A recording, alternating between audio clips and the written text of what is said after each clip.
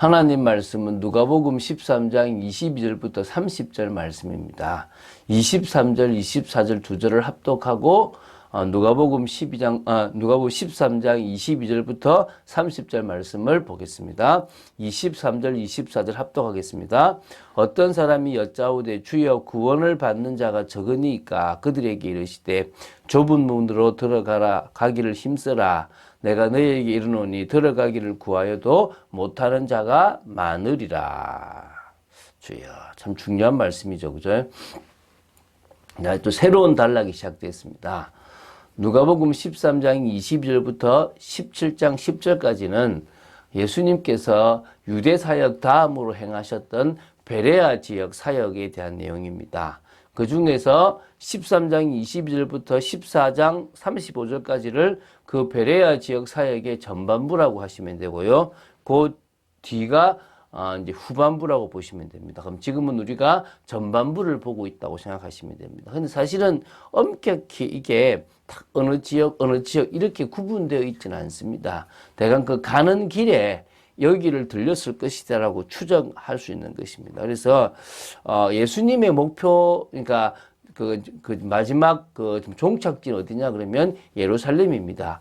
예루살렘으로 바로 가면 며칠 안에 갈 수 있는데 그렇게 가시는 것이 아니고 이렇게 예수님께서 그곳을 가시는 중에 당신이 가셔야 할 지역, 당신이 행하셔야 될 일들을 다 마무리 지으셔야 되기 때문에 그 방향을 가는 중에 지금 유대라는 지역 중에서 베레아 쪽으로 가셨다라고 보시면 됩니다. 자, 그 중에 오늘 첫 문장입니다. 첫 문단인데 13장 22절부터 30절인데요. 구원 얻을 자의 많고 적음에 관한 예수님의 교훈을 다루고 있습니다. 예수님께서는 먼저 좁은 문으로 들어가기를 힘쓰라는 말씀을 하십니다. 상당히 중요한 말씀이죠. 우리 신앙인이 좁은 문으로 들어가는 겁니다. 이거는 구원을 받았기 때문에 들어갈 수 있는 것입니다.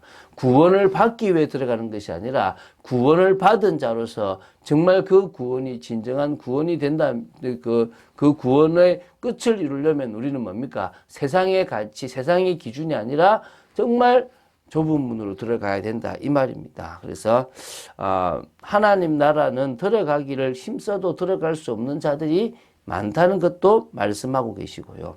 이 메시지는 지금 우리에게도 참 중요한 부분을 차지하고 있다는 사실을 기억해야 됩니다. 많은 유대인들이 하나님 나라에서 쫓겨나고 오히려 동서남북으로부터 많은 이방인들이 와서 하나님 나라의 잔치에 참여하게 될 거라는 이런 말씀은 지금 벌써 성취되어서 벌써 지금 다시 땅끝인 어디를 가고 있습니까? 예루살렘을 향해서 가고 있으니까 이 말씀은 이미 성취된 말씀이라고 보시면 됩니다. 성취되어져 가고 있죠. 그죠? 자, 오늘 이 말씀을 통해서 하나님의 음성과 계획을 알게 된 여러분 되시기 바랍니다. 자, 22절, 23절을 먼저 보겠습니다.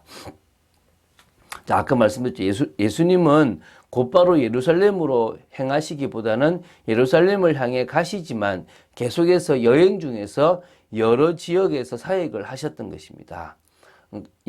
아마 이때 예수님께서는 제가 요단 동편 쪽에 있는 베레아 지방에 여행 중으로 계셨다라고 생각하시면 됩니다. 그때 한 사람이 예수님한테 이제 질문을 하는 겁니다. 주여라고 하면서 주여라고 하는 거 보면은 어떤 유대 종교 지도자라기보다는 아마 그런 사람들이 이야기를 들으며 예수님을 따라다녔던 어떤 제자 중에 한 사람으로 보는 게 맞지 않겠나 싶은데요.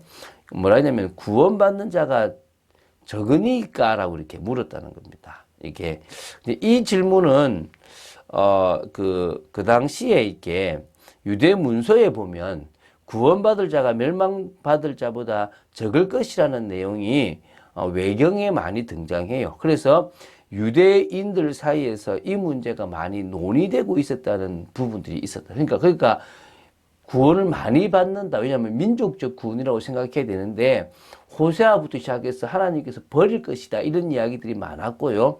또 특히 이 외경에서도 구원받을 자가 멸망받을 자보다도 작다라는 이야기를, 그러니까 적다라는 이야기를 하니까 이런 부분에 논쟁 아닌 논쟁, 어떤 핵심거리가 되어졌기 때문에 이것을 예수님한테 질문했다라고 보시면 됩니다.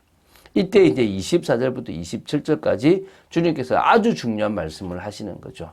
우리가 예수 믿으면 구원을 얻는다라는 말에 대해서와 좁은 문으로 들어가라는 말이 부딪히는 말처럼 보이지만 그렇지 않다는 사실을 우리는 기억해야 될 것입니다. 자, 사람들의 관심은 어디에 있냐면 구원에 있습니다. 그런데 이 구원이 지금 기독교에서 말하는 것처럼 무조건 예수 믿으면 된다, 행위로 구원받는 게 아니기 때문에 믿으면 된다라는 식의 어떤 복음주의, 어떤 이 신학으로 가버린, 복음주의라는 것은 복음 하나면 끝이다라고 하는 것이 되어버린 거죠. 행위는 개차반이 돼도 된다는 거죠. 그건 안 중요하다. 행위로 구원받는 게 아니라 믿음으로 구원받으니까 내가 틀린 행동을 해도 괜찮다, 믿으면 된다라는 식의 그런 삶이 있다는 거예요. 그런 신학이 있다는 거죠. 그런 주의를 복음주의라 그러거든요. 그러니까 어찌 보면 나쁜 말이라고 생각하시면 돼요. 그러니까 이거는 또 어떤 데는 뭡니까? 아니야, 그런데 행해야 돼. 죄 짓지 마라 그랬고 뭐 하지 마라 그랬는데 그러면 안 돼. 또 율법주의로 가버리기도 한다는 거예요. 그러면 뭐냐면 복음이라는 좋은 것이 치우쳐서 복음만 있어야 된다라는 식으로 가면 안 되고, 율법이라는 좋은 것이 율법을 지켜야 된다고 해서 율법주의로 가도 안 된다는 거예요.